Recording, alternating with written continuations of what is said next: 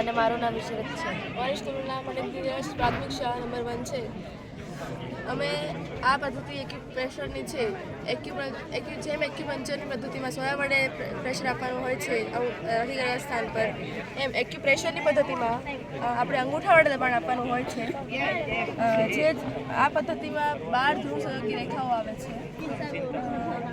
જે બી કાનનો દુખાવો હોય તો આપણે પગની પાનીમાં આ જગ્યાએ પ્રેસ કરવાનું, કાનનો દુખાવો મળે છે. પણ આ પદ્ધતિ માટે જાણીતા ડૉક્ટર પાસે જઈએ આપણે તો વધુ સારું રહે, કારણ કે આપણે અમુક વાર ખોટા ડાયરેક્શન ઉપર પ્રેસ કરી દઈએ છીએ, જેથી આપણે અમુક રોગો આપણે ઓછા થવાની બદલે વધતા જાય છે.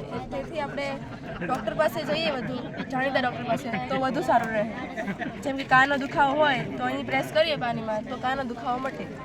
આંખનો દુખાવો હોય તો અહીંયા પ્રેસ કરીએ પગની પાનીમાં તો આંખનો દુખાવો મટે.